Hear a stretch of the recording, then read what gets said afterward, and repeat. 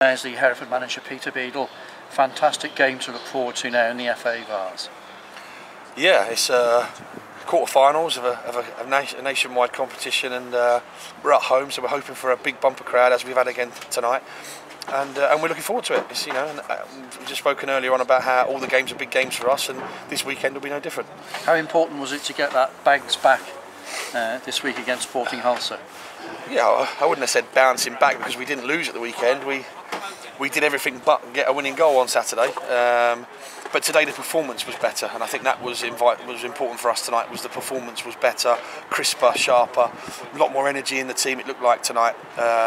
So yeah, I mean, and obviously against a rival, they're a good side, Culture. So to do what we've done, we're very pleased with what we've done this evening, and it sets us up nicely for Saturday. So like I said, it sets us up nice for Saturday, and players should be full of confidence. How impressed were you with Pablo Haitian's return?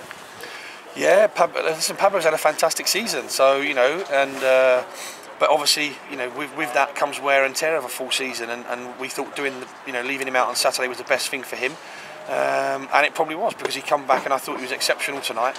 And obviously, if Moose hadn't got his 3 goals and we'd have still won the game, maybe Pablo would have got man of the match. But I thought he put in a man of the match performance. He was all over the pitch. He was exciting. He was lively, and he was a constant threat to them all through the game.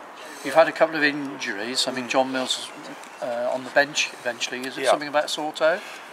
Yeah, he's got a nasty whack on his toe, and it's quite swollen and quite sore. And to be fair, probably at kick-off time, he wasn't even in the squad.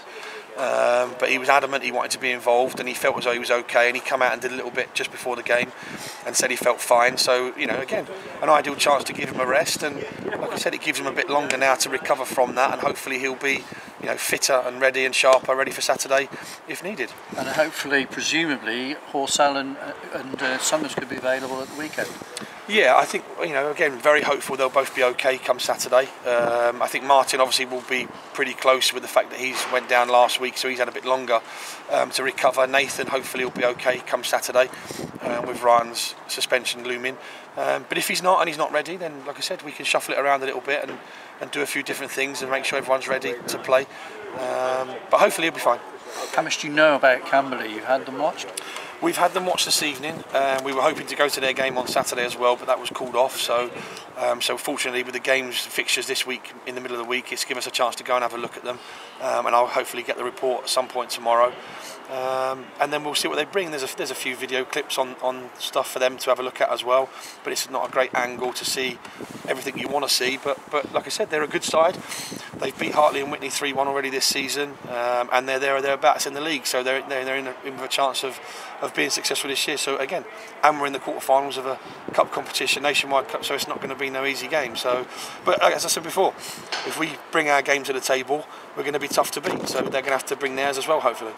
How much of a distraction has it been to the league, or have you tried to focus on each game? Yeah, none at all for me. I mean, like I said, the players might answer something different, but for me, it has to be every game, and it's still the old cliches. But we have been going one game at a time, because we can't look too far ahead. Because if we do that, we lose focus on what's right in front of us. And and I think that's certainly been my case and the staff's case, and the players, I'm sure they've got one eye on it, because obviously there's a chance to play at Wembley, but there's a long way to go before that, and obviously we need to make sure that we focus on the bread and butter, which is to try and keep where we are in the league, to stay top of the table for as long as we can, and hopefully be there at the end. But again, we know how difficult that's going to be. How much of a blow will it be not having Ryan Green?